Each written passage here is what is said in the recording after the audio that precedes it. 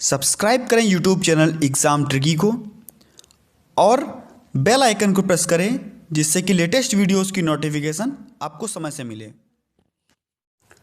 नमस्कार दोस्तों, स्वागत है आपका आपके अपने YouTube चैनल एग्जाम ट्रिकी में। दोस्तों आज की वीडियो है सर्व शिक्षा अभियान पर, जो कि डीएड स्पेशल एजुकेशन का कोई भी अभ्यर्थी हो, चाहे वह इंटेलेक्चुअल डिसेबिलिटी का हो, चाहे वह हेयरिंग इम्पेयरमेंट का हो, चाहे वह विजुअल इम्पेयरमेंट का हो, जितने भी अभ्यर्थी हैं CPSD जितने भी अभ्यर्थी हैं सभी के लिए मोस्ट इंपॉर्टेंट टॉपिक है सर्व शिक्षा अभियान। और सर्व शिक्षा अभियान के अंतर्गत हम जानेंगे इसकी शुरुआत कब की गई, इसका उद्देश्य क्या है, अभियान के अंतर्गत उसके कार्य क्या हैं और प्रमुख घटक कौन कौन से हैं सर्व शिक्षा अभियान के। तो दोस्तों ज़्यादा से ज़्यादा वीडियो को शेयर कर दीजिएगा अपने मित्रों के पास, जिससे उनको भी लाभ मिल सके। आपका 1 से 2 से 5 नंबर का यह टॉपिक डीएड स्पेशल एजुकेशन के अंतर्गत आता है। 1 नंबर में आपसे कभी कभी पूछ देगा कि SSA का पूर्ण रूप क्या है, यानी कि सर्व शिक्षा अभियान SSA का, इसको आपसे पूछ देगा कि पूरा रूप लिखिए, या SSA का सर्व शिक्षा अभियान को कब शुरुआत की गई, किसके द्वारा शुरुआत की गई, इसके उद्देश्य क्या है, घटक क्या है, कुछ भी पूछ सकता है 1 से 2 नंबर में। तो चलिए स्टार्ट कर लेते हैं आज का वीडियो। और इन सब चीज़ों को जानने से पहले चैनल पर यदि नए थे तो चैनल को सब्सक्राइब कर लीजिएगा और साथ ही साथ वीडियो को शेयर करना ना भूलिएगा। सब्सक्राइब करने के बाद में बेल आइकन को जरूर प्रेस कर लीजिएगा, जिससे कि लेटेस्ट वीडियोस की नोटिफिकेशन आपको समय से मिलती रहेगी। तो चलिए देखते हैं सर्व शिक्षा अभियान आखिरकार है क्या। सर्व शिक्षा अभियान भारत सरकार के द्वारा शुरू की गई एक योजना थी, जिसमें क्या था, प्रारंभिक जितने भी बालक थे प्रारंभिक शिक्षा से वंचित ना रहें, उनके भी जीवन का विकास हो सके, और जितने भी बालक हैं सन 2010 तक इनका लक्ष्य रखा गया था कि जितने भी बालक हैं 100% सभी बालकों को शिक्षा मिल सके। प्रारंभिक शिक्षा की बात की गई थी। अब देखते हैं शुरुआत कब की गई, किसके कार्यकाल में शुरुआत हुई। यह योजना सन 2000 से 2001 में केंद्र में जब सरकार थी अटल बिहारी वाजपेयी जी की, तब इसकी शुरुआत की गई थी और इस पर हस्ताक्षर किए गए थे। दोस्तों यह लागू कब से की गई थी, तो यह लागू की गई थी 1 अप्रैल 2001 से। 1 अप्रैल 2001 से यह लागू की गई थी। और इसके बाद में इसका जो संशोधित रूप आया था उसको कहा गया था RTE एक्ट। RTE एक्ट 2009 की बात कर रहा हूं, जहां पर फ्री एंड कंपलसरी एजुकेशन के बारे में बताया गया था। दोस्तों अगर आप इसको पढ़ना चाहते हैं RTE एक्ट 2009, तो मैं इस वीडियो के डिस्क्रिप्शन बॉक्स में उसका लिंक दे दूंगा, आप उसको भी पढ़ लीजिएगा। और अगर आप हमारे टेलीग्राम ग्रुप से जुड़ना चाहते हैं तो उसका भी लिंक इस वीडियो के डिस्क्रिप्शन बॉक्स में मिल जाएगा। वहां पर भी काफ़ी सारी वीडियोस की लिंक आपको मिल जाएंगी। तो चलिए देखते हैं।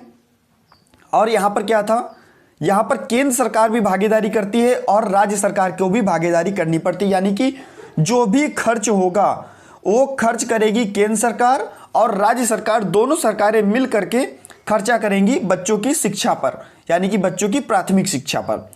अब हम बात कर लेते हैं इस अभियान के अंतर्गत जो भागीदारी राज्यों की थी, उसमें 6 से 14 वर्ष के आयु के सभी बच्चों को 2010 तक की क्या कहा गया था कि प्रारंभिक शिक्षा से कोई भी बालक वंचित ना रहे, यानी कि कोई भी बालक ऐसा ना हो कि वह 2010 तक वंचित रहे प्रारंभिक शिक्षा से। अगर हम अध्यक्ष की बात करते हैं, यानी कि सर्व शिक्षा अभियान का जो अध्यक्ष होता है, सर्व शिक्षा अभियान का अध्यक्ष कौन, तो प्रधानमंत्री। और उपाध्यक्ष कौन होता है, इसको भी ध्यान रखिएगा। सर्व शिक्षा अभियान का उपाध्यक्ष कौन होता है, मानव संसाधन विकास मंत्री, यानी कि उपाध्यक्ष होता है मानव संसाधन विकास मंत्री और आपका अध्यक्ष होता है प्रधानमंत्री। तो आगे देखते हैं। सर्व शिक्षा अभियान एक निश्चित समयावधि के भीतर प्रारंभिक शिक्षा के सार्वभौमिक लक्ष्य को प्राप्त करने के लिए भारत सरकार का एक महत्वपूर्ण कार्यक्रम है, जो कि 86वें संविधान संशोधन के द्वारा 6 से 14 वर्ष के बालकों को यानी बच्चों को प्राथमिक शिक्षा के एक मौलिक अधिकार के रूप में निःशुल्क एवं अनिवार्य शिक्षा से उपलब्ध कराना और अनिवार्य बना दिया गया था। यानी कि जब 86वां संविधान संशोधन सन 2000 में किया गया था, उसके बाद में दोस्तों इसको लागू किया गया। और यानी कि जो पहले आपके मूल कर्तव्य होते थे वो होते थे 10, उसके बाद में 11वां मूल कर्तव्य जोड़ा गया, जो कि शिक्षा को जोड़ा गया, यानी कि प्रत्येक बालक को शिक्षा मिलनी चाहिए। आप आरटी एक्ट को जब पढ़ेंगे तो वहां पर आपको पूरा जानकारी मिल जाएगी, तो उसको जरूर पढ़ लीजिएगा। इसके बाद में ही उसको लागू किया गया था, तो दोनों चीजें आपको पढ़नी आवश्यक हैं। तो देखते हैं, और यहां पर पूरे अभियान में राज्य सरकार और केंद्र सरकार की भागीदारी रहती है। दोस्तों अब जान लेते हैं कि उद्देश्य क्या थे सर्व शिक्षा अभियान के, आखिरकार उद्देश्य क्या क्या थे, क्या क्या बच्चों के लिए यहां पर कार्य करने के लिए सोचा गया था। तो देखते हैं, सभी बालकों के लिए वर्ष 2005 तक, यानी कि शुरुआत कब हुई, 2001 में शुरुआत हुई, 1 अप्रैल 2001 में शुरुआत हुई, और कहा गया कि 2005 तक प्रारंभिक विद्यालय, शिक्षा गारंटी केंद्र, वैकल्पिक विद्यालय और बैक टू स्कूल शिविर की उपलब्धता कराई जाएगी। यानी कि 4 सालों के अंतर्गत कहा गया कि सभी बच्चों के लिए 2005 तक प्रारंभिक विद्यालय, शिक्षा गारंटी केंद्र, वैकल्पिक विद्यालय और बैक टू स्कूल शिविर की उपलब्धता कराई जाएगी। और इस पर ध्यान क्या दिया गया, सब पढ़ें सब बढ़े, यानी कि भारत पढ़ेगा तो भारत बढ़ेगा। दोस्तों समावेशी शिक्षा को यहां पर भी थोड़ा सा बढ़ावा दिया गया था। उसके बाद में जो मेन बढ़ावा समावेशी शिक्षा को मिला वो 2009 के एक्ट से मिला, यानी कि आरटी एक्ट से मिला। अब देख लेते हैं, और आरटी एक्ट में बताया गया था कि जो शिक्षक होगा उसकी भी गुणवत्ता को ध्यान में रखा जाएगा। तो दोस्तों आगे देखते हैं, सभी बच्चे जितने भी बालक हैं वर्ष 2007 तक 5 वर्ष की प्रारंभिक शिक्षा पूरी कर लेंगे। यानी कि जो कक्षा 5 तक की प्रारंभिक शिक्षा है, कक्षा 5 तक की प्रारंभिक शिक्षा सन 2007 तक पूरी कर लेंगे सभी बच्चे। नेक्स्ट आपका सभी बच्चे 2010 तक 8 वर्षों, जो मतलब 8 वर्ष की जो स्कूली शिक्षा है, कक्षा 8 तक की स्कूली शिक्षा है, उसको पूरा कर लेंगे। इसके बाद में संतोषजनक कोटि की प्रारंभिक शिक्षा और जीवन के लिए उपयोगी शिक्षा को विशेष महत्व दिया गया और इस पर ही बल दिया गया। यानी कि बच्चों के लिए प्रारंभिक शिक्षा पर बल देकर के जितनी भी चीजें हैं जीवन के लिए उपयोगी शिक्षा, और उन पर सब पर बल दिया गया। साथ ही साथ स्त्री पुरुष असमानता तथा सामाजिक वर्ग भेद को 2007 तक प्राथमिक शिक्षा यानी कि प्राथमिक स्तर पर तथा 2010 तक प्रारंभिक स्तर पर समाप्त करना था। इसके बाद में वर्ष 2010 तक सभी विद्यालयों में इसको बनाए रखना था। यानी कि जितने भी बच्चे हैं वर्ष 2010 तक सभी विद्यालयों में इसको बनाए रखना था।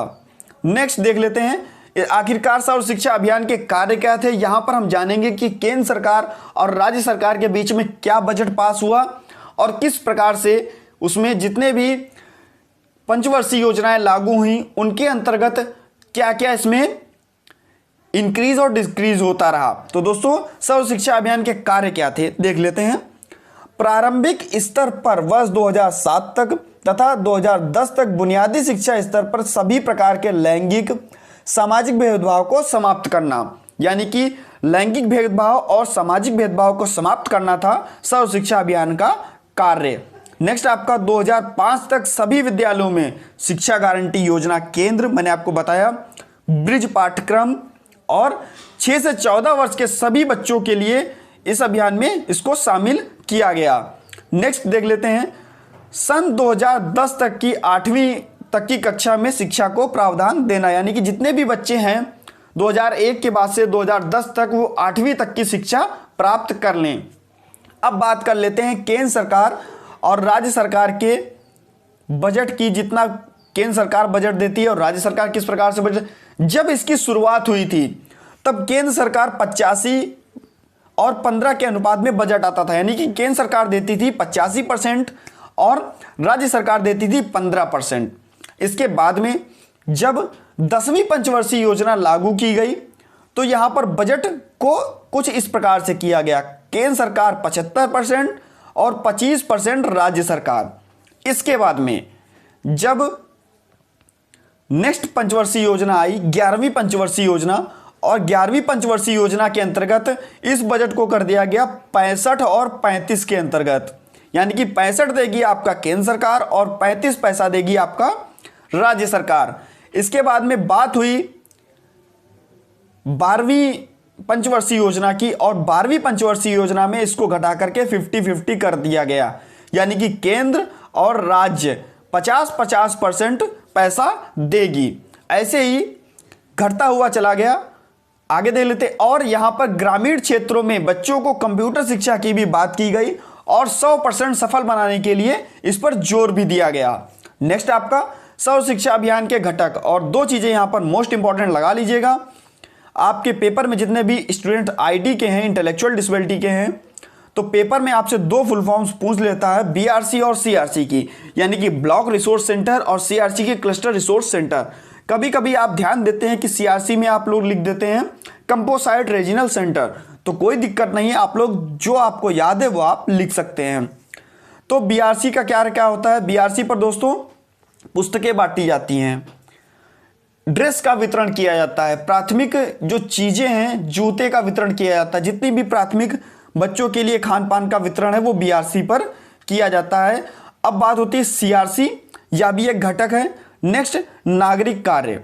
सर्व शिक्षा अभियान एक प्रमुख घटक है। इसके अंतर्गत कुल परियोजना के बजट का 33% इस पर निवेश किया जाता है। तो दोस्तों आगे देखते हैं निःशुल्क पाठ्य पुस्तकें। आप सभी को पता है कि प्राथमिक शिक्षा के अंतर्गत निःशुल्क पाठ्य पुस्तकें बच्चों को दी जाती हैं और इसे प्रोत्साहन के रूप में भी उनको प्रोत्साहन मिलता है कि जो हमको पाठ्य पुस्तकें मिली हैं हम इनसे पढ़ेंगे और बढ़ेंगे। तो दोस्तों पढ़ेगा भारत तभी तो बढ़ेगा भारत। नेक्स्ट आपका विद्यालय अनुदान। इस परियोजना के अंतर्गत क्या कहा गया कि प्रत्येक स्कूल को 2000 रुपए का अनुदान दिया जाता है। इसमें पुस्तकालय और स्कूल का सौंदर्यीकरण, यानी कि स्कूल में जो भी कार्य हो रहे हैं, फूल पौधे लगाना, मरम्मत का कार्य, फर्नीचर, संगीत वाद्य यंत्र और दूसरे खर्च पर धनराशि दी जाती है। यानी कि जो 2000 रुपए ये दिए जाएंगे, ये सब चीजें खत्म कहाँ पे होंगी? पुस्तकालय में खत्म होंगी, स्कूल के सौंदर्यीकरण में खत्म होंगी, मरम्मत कार्य में खत्म होंगी, फर्नीचर में खत्म होंगी, संगीत एवं वाद्य यंत्रों में खत्म होगी और दूसरे खर्चों में भी ये पैसे खत्म किए जाएंगे। नेक्स्ट देख लेते हैं कि शिक्षक प्रशिक्षण।